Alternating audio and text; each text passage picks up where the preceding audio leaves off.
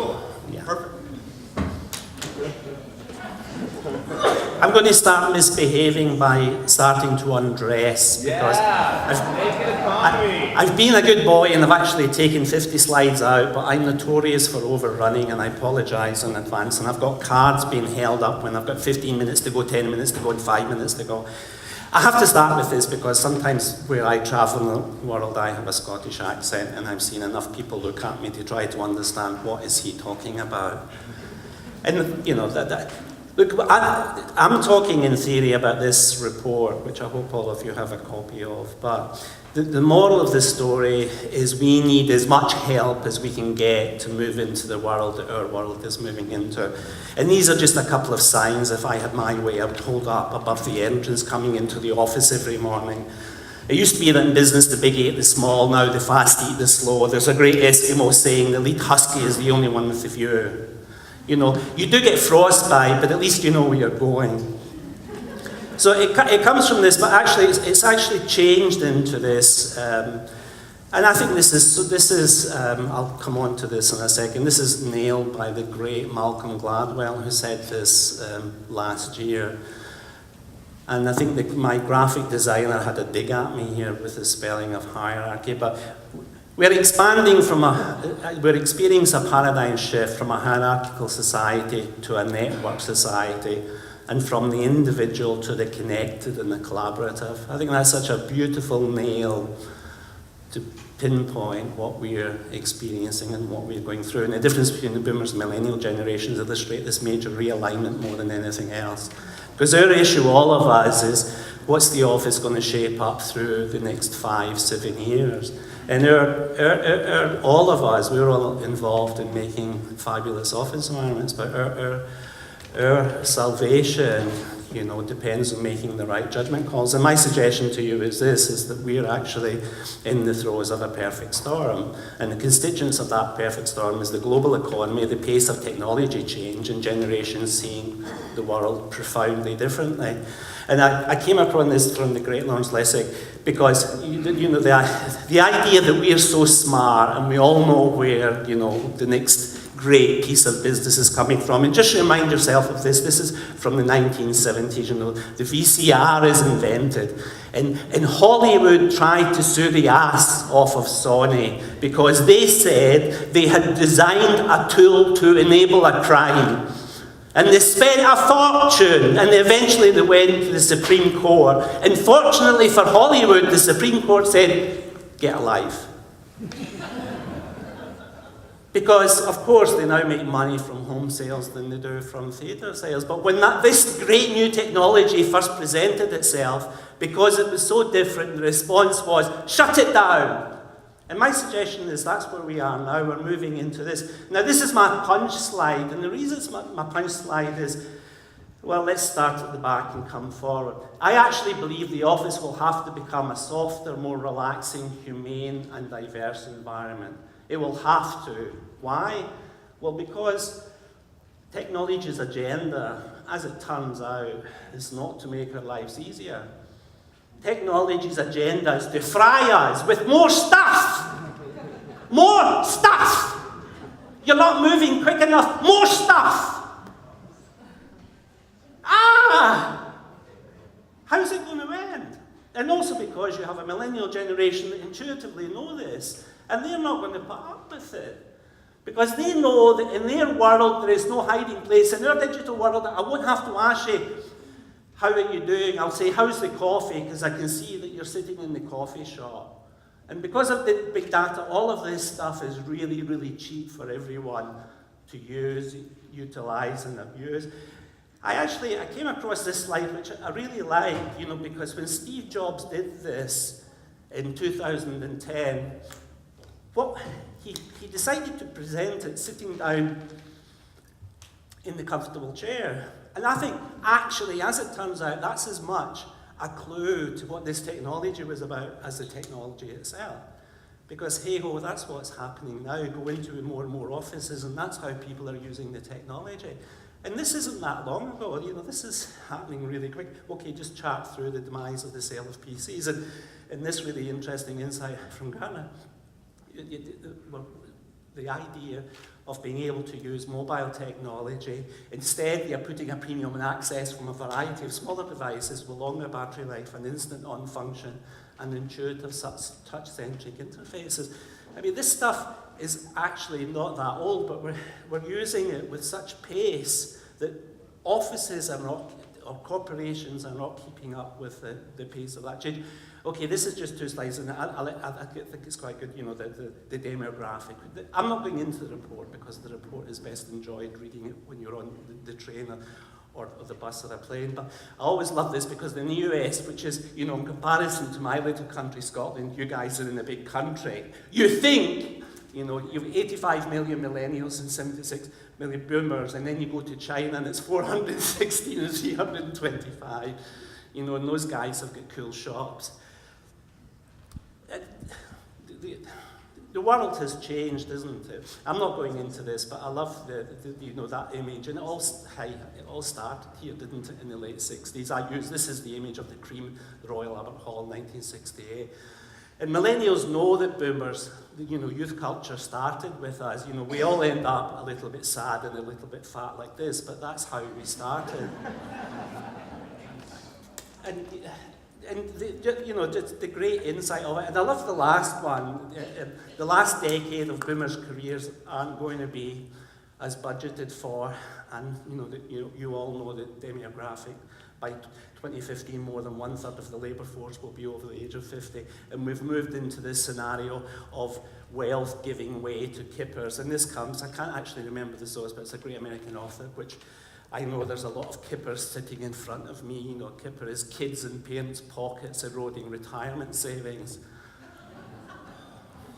You know, we thought we were like our parents who were the golden generation, who had the career going into an affluent retirement. So retirement is now changing from a date in the calendar to a process. And organisations actually realise the virtue of the level of that knowledge. I love this, which I came across recently from Who Owns the Future. You know that in Japan, they're moving towards this demographic time bomb quicker than the rest of us. And because Japan doesn't do economic immigration, it just doesn't do it. That's why they're doing all this robot stuff, because there's no motherfucker going to look after them. There's no one there. And their solution is to... And here we all thought this was, you know, cool, interesting stuff. So the moral of the story is the millennials are the foot soldiers of the consumerization of technology in the workplace. And I just love that image, because if you think, a boomer like me, that you can do anything about this, like in the computer games and like in the movies, you're dreaming. Because this army will just wash over you, and you either enjoy or you fight. And the moral of the story is I don't think we're enjoying as much as we need to. And what this technology is now within the DNA of this generation. And you know, millennials have grown up with celebrity culture, and for them, media profile and charisma are as important factors in the evaluation of your credibility. And then really subtle things. If your communication is old-fashioned, you are seen as inappropriate, less nuanced, and ultimately less intelligent. The best technology represents a chance to help navigate complex information in an elegant, engaging and entertaining way. You know, a lot of great things are being done by this generation to use this technology. But remember, and I love this. This is such, I came across this is from an interview in the Financial Times a couple of weeks ago, in which the founder of Spotify, Daniel, said, "I still see myself as young. You know, the skin's still growing on his face." And he says, as a young person, and sometimes that's true, but what's going on? But I'm more and more coming to the realization that I'm not, you know, because my 20-year-old brother, and this is fabulous, isn't it? My concept of what's socially acceptable behaviour in the net is totally different to me. This is a fast-flowing river, isn't it, huh? If someone as young as that is saying that his kid brother, and he invented an amazing frigging company, and he's saying, my young brother is moving. So in a sense, you know, if some people say to me, okay, what does it all mean? Well, actually, it's no more complicated than this. It's actually no more complicated than this, because Dad did that. I have to carry this technology through my veins. I'm not going to do the same stuff. Don't ask me to do the same stuff. You know, and I came across that terrible one in Louisiana and actually banned the wearing of pads below it. That would be funny to police, wouldn't it? And also this, you know, we might, the speed of this, you know, I'm sure a lot of you know about Line, the South Korean company, and how it's moving quicker than Facebook and Twitter in terms of initial growth when it kicks off. So we migrate from talking to each other to texting each other and going, oh shit, that's too complicated, we'll stick at each other. Huh? And of course it makes sense, you know, the guy's just been fired and it only takes 2 little stickers to explain that. But hi, you know, if it's more elegant and more eloquent, then why not? Now, the moral of the story is this: offices are like supertankers. I know that's a container ship, but I'm a designer, and you know, I enjoy images more than words. But like the corporation, the problem is this: like the supertanker, it takes a long time to reposition, and because of the legacy of building stock and the legacy of technology, a lot of corporations see this perfect storm, and they will need all the help that we can give them to navigate their supertankers. This is from the great Peter Drucker, who's one of the best business thinkers of the last 50 years. The greatest danger in times of turbulence is not the turbulence, it's to act with yesterday's logic, which is what we all do. And isn't this a great example of how our world is shaping up in such a strange way? You know, just take one aspect of our lives, the taking and sharing of pictures. Kodak used to employ over 100,000 people with great middle-class salaries. What do we do now? We have Instagram that made $1 billion for 12 people, and it has over 130 million people supplying the content from free. Who makes the money from that? Your guess is as good as mine. And in the old world, you know, the dynamic, the battles between Microsoft and Apple now make more money from their iPhone than Microsoft achieves with everything they do. How did that happen? BlackBerry and Nokia, how did that happen? You know, imagine. The judgment calls that we make through the next 5 years are critical because of the speed of this flowing river, and isn't that 2 great examples? Because they were great companies. So, I'm just quoting Ray Ozzie here. It's important that all of us do precisely what our competitors and customers will ultimately do. Close our eyes and form a realistic picture of what a post-PC world might actually look like, because we're not doing it. And the reason we're not doing it is this. In the 1880s, 4 key inventions shaped the office we still identify with today. The light bulb, the telephone, the typewriter, and the elevator all came on stream in a quite short period of time. And for 125 years, we've been connecting pieces of furniture together, not people. You know, look at the office from the 1890s, 1920s, 1940s, 1960s, 1980s. Doesn't change much because we're connecting pieces of furniture. In the new world, the new workplace, we are connecting people, not furniture. Huh?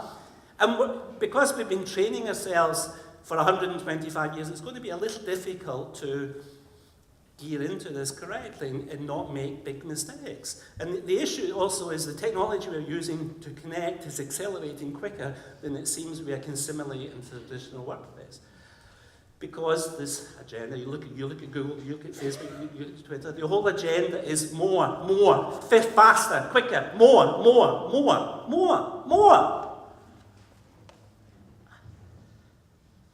You know, and the scary thing is this idea that we let the financial system nearly screw us, blow up.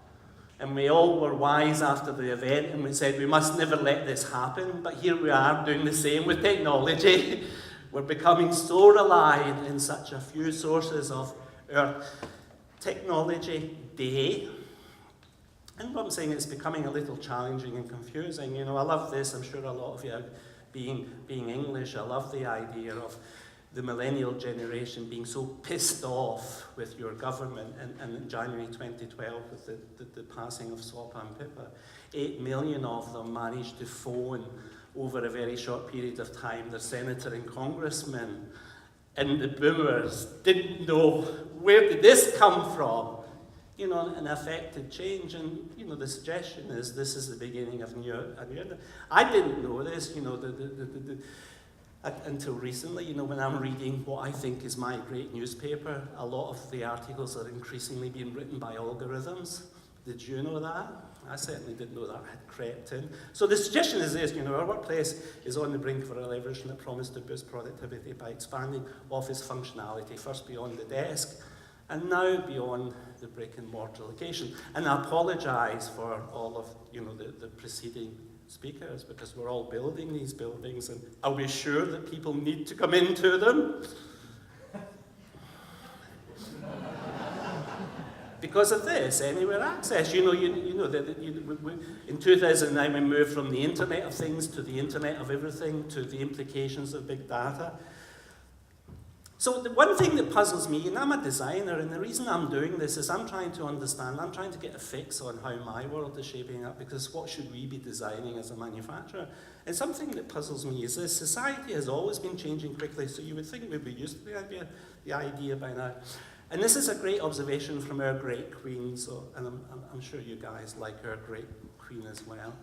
But for her diamond jubilee, this observation was made: the world has moved further ahead since the Queen was born than the previous 2,000 years of history.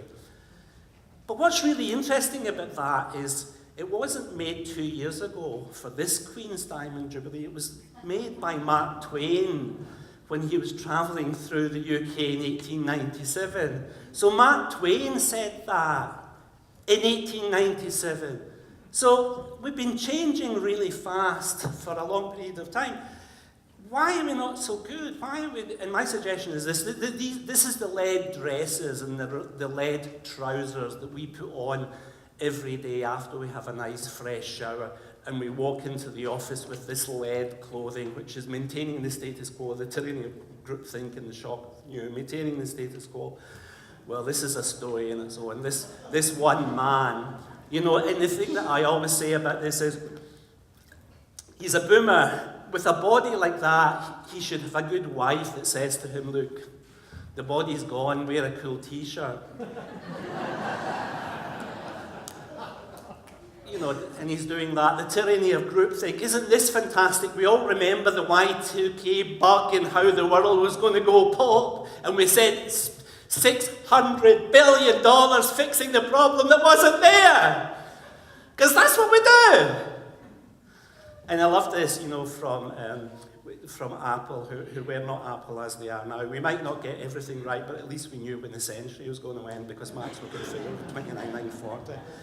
And the shock of the new, the Luddite comes from 1970 in the invention of this new great technology. So what did we do with the guy who invented it? We burnt his house down. The same with the great piece of technology, the spinning jenny. We burnt his house down. But the good news is, we're just about on top of the violence. We don't do the violence anymore, but just look at the Aeron chair. When Miller first launched the Aeron chair, the response to that was, this is a piece of shit. This is a horrible chair. Where's the upholstery? And look, you're so insulting to me. You want me to walk into my organisation and tell them they have to buy 2,000 of these chairs? And yet what happened is, completely redefined the value of what an office task chair was about. The iPad the same, that little window between the preview of the iPad and then Apple getting on top of the market. The great Steve, what's his name? That's nice. I've had the head of Microsoft. Quick, Bill Gates. It's a nice reader, but there's nothing on the iPad I look at and say, I wish Microsoft had done that. Because this is difficult. I'll just leave you with these couple of slides, because I've got a kind of sad life, and Blade Runner is one of my favourite movies, and I've watched it about 23 times. But it's only recently, on the opening credits, that I noticed this little sign comes up and it says, Los Angeles 2019. 2019 is a couple of years down the line, and Los Angeles isn't going to look like that. He made that movie, and one of the best directors, one of the best movie makers of our time, he made that in 1984. And he surmised it's going to be like that. We're shit at guessing what the future's going to be like. We're not good at it. It's not what we do. So let's acknowledge that and work with flexibility, because we need all the flexibility that we can get as we move through this perfect storm.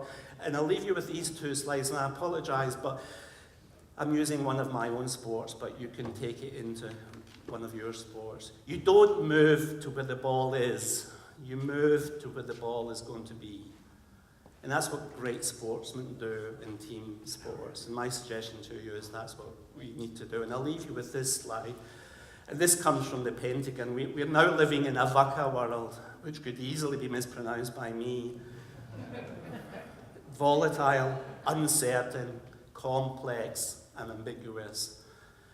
And all of us are trying to redefine value for all of our client network. And I love this little reminder of what value might be about. To develop a pen that could write in space, NASA spent millions on advanced technology. The Russians used a pencil. And President Bartlett said that. Thank you very much.